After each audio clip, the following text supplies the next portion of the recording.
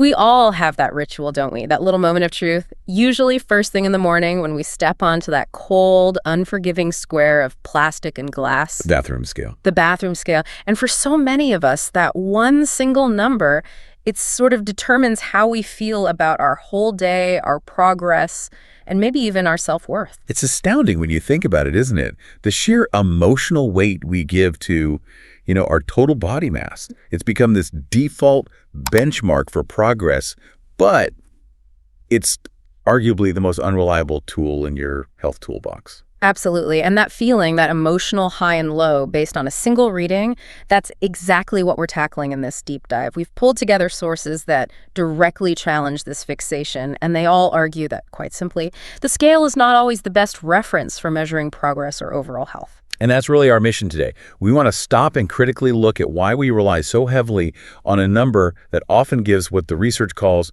misleading results and unnecessary worry. So we're going to break down the scale's fundamental flaws, why it lies, basically, and then pivot completely. And this is the most valuable part. Right. We'll explore the specific, tangible, and far more accurate ways you should be tracking to get a truly comprehensive picture of your health. Okay, so let's unpack this. Let's start with the biggest, most fundamental flaw. The scale, it measures total weight. That's it. It doesn't care what that weight is made of. Exactly. It's obsessed with quantity, and it completely ignores quality. Yeah. The primary limitation, and the one that people misunderstand most, is that it doesn't account for body composition. So when you step on that scale, that number is just a sum of everything. Muscle, fat, water, bones, organs. It treats them all as equal. But they're not equal at all, are they? I mean, those components contribute so differently to your actual health and fitness. Wildly differently. And this is where it gets really interesting, because understanding body composition, it just completely flips the script on what physical progress actually looks like. And it's where the scale can be so discouraging for people who are actually succeeding. It is. I take the classic example from the sources. Muscle is significantly denser than fat. So if you start a strength training program, you might be successfully swapping fat mass for lean muscle mass. So you could lose, let's say, 5 pounds of fat, but gain 5 pounds of muscle. And the scale reads exactly the same. Right. Zero progress, a big fat zero. Exactly. But in reality, you are metabolically healthier, you're physically stronger, your body composition has improved dramatically, you have a tighter, firmer shape. But the scale tells you nothing's changed.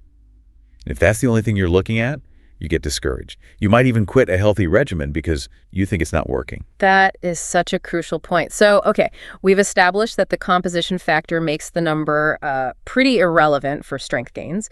But what about just day to day? Why does that number swing so wildly? I mean, sometimes 3, 5, even 7 pounds in 24 hours. Right, and the sources really highlight this.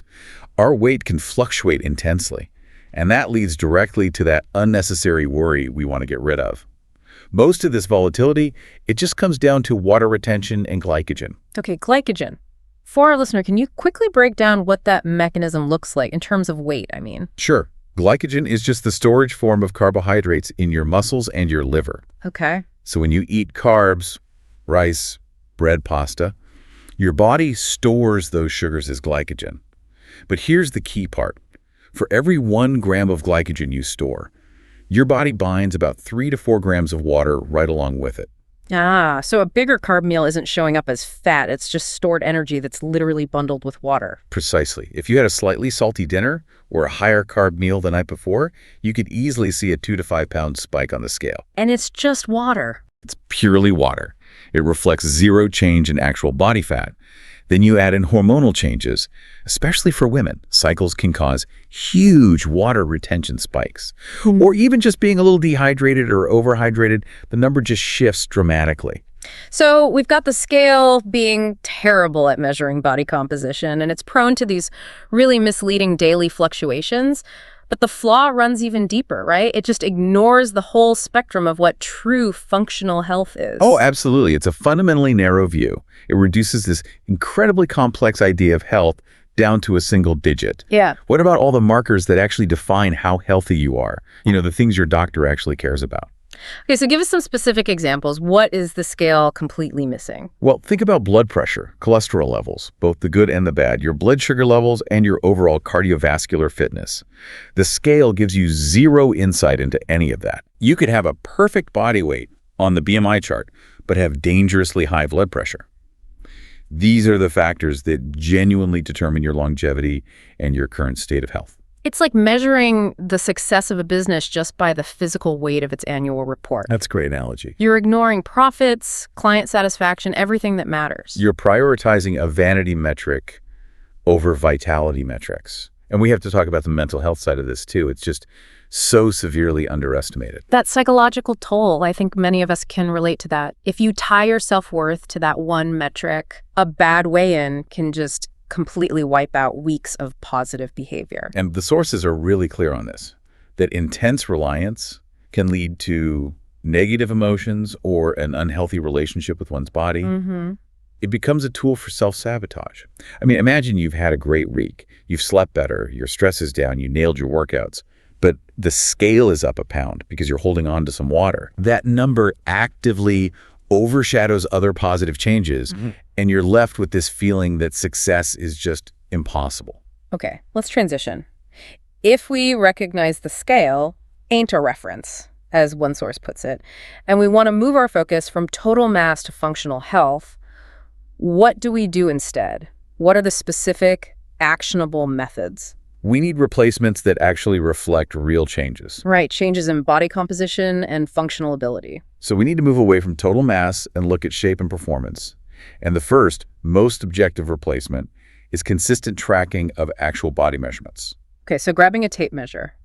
Which areas are most important to track, and how often should you really be doing this? Focusing on measurements of the waist, hips, and chest are key, but tracking waist circumference specifically is often a much better predictor of health than total weight. Why is that? Because it correlates very strongly with visceral fat.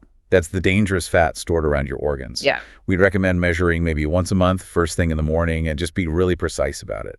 And unlike the scale, which can jump around daily. These measurements are stable.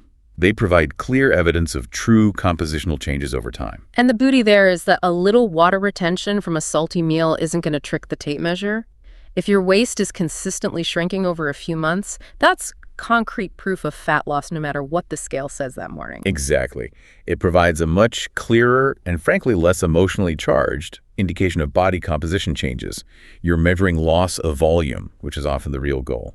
Okay, now let's talk about a method that requires zero equipment. And it's probably the most relatable one, just monitoring how your clothes fit. This is your daily tangible reward system.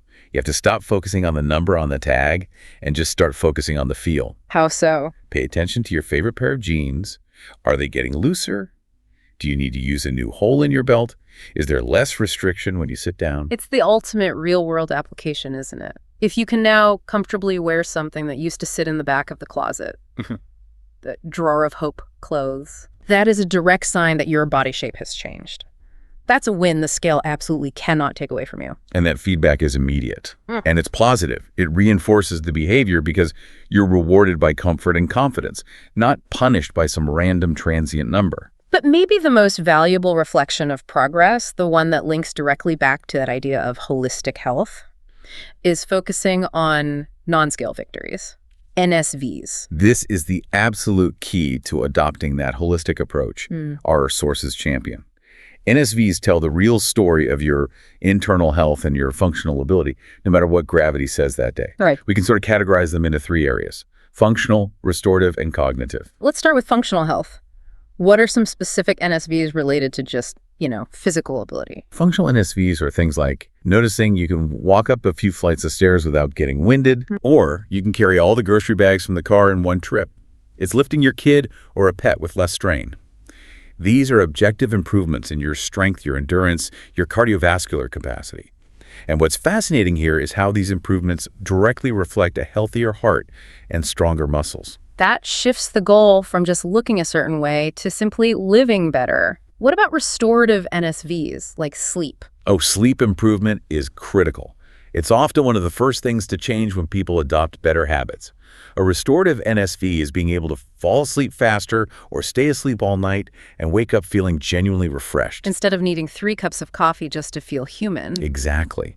Improving your sleep shows your body is regulating stress and recovery so much better. And finally, the cognitive victories, the mental boosts that often get forgotten. Totally. Cognitive NSVs include things like increased mental clarity, sustained focus during the day, better emotional regulation. If you notice you're less prone to that afternoon slump, or you can concentrate on a complex task for longer, that is a profound health victory. Why is that? It shows improved blood sugar control and reduced systemic inflammation.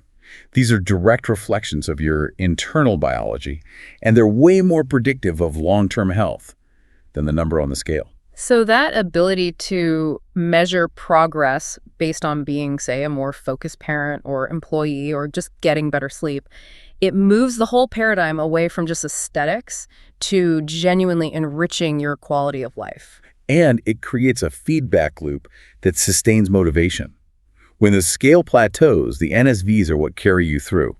When you realize you're getting stronger, sleeping better, thinking clearer, you know the process is working. You're actually listening to your body's signals. So as we wrap up this deep dive, the central message seems crystal clear. Weight is only one piece of a much larger puzzle. We have to stop letting a single unreliable number define the entire picture. That's the synthesis, really. It's about adopting a more sophisticated, more holistic approach. The key advice is to measure metrics that matter functionally, like circumference, performance, how you feel, and to listen to your body's signals instead of fixating on that number. Right.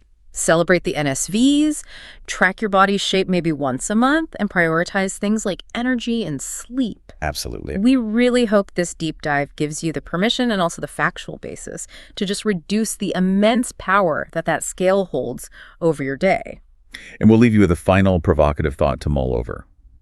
If you are measuring your progress exclusively by total mass right now, take a second and consider which of the non-scale victories we listed, like improved mental clarity, functional strength, or deeper sleep, which of those might you already be achieving without giving yourself credit for it? And how might shifting your metric and actually acknowledging those silent victories fundamentally change your perception of success?